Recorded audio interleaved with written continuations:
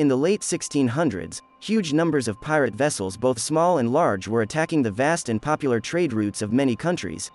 In this time now known as the Golden Age of piracy, many vessels would be destroyed, stolen, and have their crews massacred or sold into slavery by these pirates. In this video we'll be covering some of the cruel torture these sailors faced at the hands of these pirates, and how these terrible maritime criminals didn't just reserve their brutality for the victims of their raids. This is 5 of the worst torture and execution methods of pirates. Number 5. The captain's end. Being that it would have been on the orders of the captain that the enemy ship fought back against the pirates, captains would usually be shot at first sight.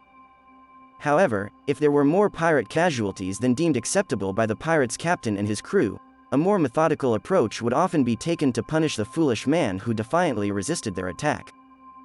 His death would be turned into an example to the rest of the crew who might continue to resist the pirates after their capture, and to send a message to any future captains who might try and defy them. Usually the man would be tortured and killed in front of his crew, with all kinds of everyday tools and weapons being used by the aggravated pirates, many of which had just lost a comrade in the prior battle.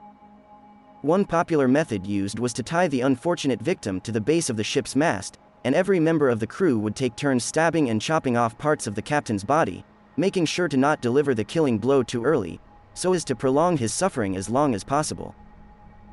Number 4. Walking the plank. Perhaps one of the best-known methods in media depicting the time period, sailors being forced to walk the plank was actually a rarity throughout history, and was in fact the least popular of all execution methods to be used by pirates and mutineers alike. In order to ensure the intended death of the victim, they would have their hands tied tightly behind their backs before being forced off the end of the plank, causing them to either drown or swim with their feet. Unfortunately, if they chose to swim, they would simply be prolonging their death, as all manners of sharks would be drawn to the helpless free meal awaiting them, and turning the acceptance of drowning into perhaps the more preferable of fates for those willing to accept it. Number 3. Keel hauling. Used as early as 700 BC by the Greeks, keel hauling is a form of punishment and execution where a sailor is tied to a rope that has been looped beneath the vessel. They were then thrown overboard and dragged under the ship's keel, often from one side of the ship to the other, or sometimes all the way down the length of the vessel. The hull of a ship is usually covered in barnacles that are incredibly rigid and sharp. They would tear massive chunks of flesh from the victim as they were grated across the coarse marine growth. The torture brought about by keel hauling was a fate dreaded by many pirates, as it made for a very slow and painful death. The best outcome was possibly drowning while under the waves, but that was unlikely. The victim would often not be under the water long enough before being thrown overboard again, so they would have no choice but to endure the brutal punishment. Number 2. Cat of Nine Tails. Although not only used by the sea's pirates, this sadistic whip was definitely used less leniently and more often by these seafaring criminals.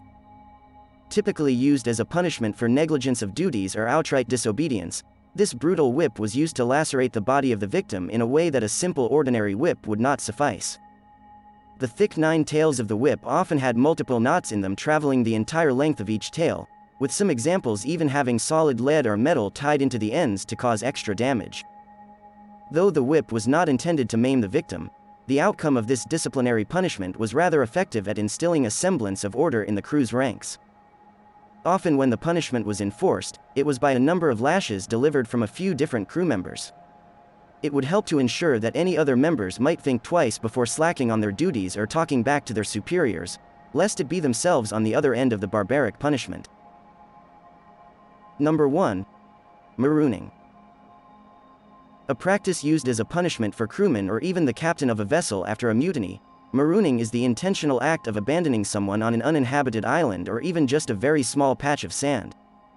When the condemned person was left, they were typically given some minor rations as well as a loaded pistol, so they could commit suicide if they desired. This was almost an absolute death sentence, as the likelihood of survival was so abysmal. The slight chance of rescue was perhaps the worst part of the doomed person's punishment, as the extremely low chance was often enough for many marooned souls to endure the thirst and hunger in a foolish hope to be set free from their island prison. To make matters even worse, while the single shot in their pistol was constantly scratching at the back of their mind, most people of the period were devout Catholic, so the sweet release of death at their own hands would have been a sentence of eternal fire in hell, causing a large number of those marooned to slowly wither away, dying a slow and agonizing death. That was 5 of the worst torture and execution methods of pirates. Thanks for watching, and please don't forget to subscribe if you want to see more videos like this one.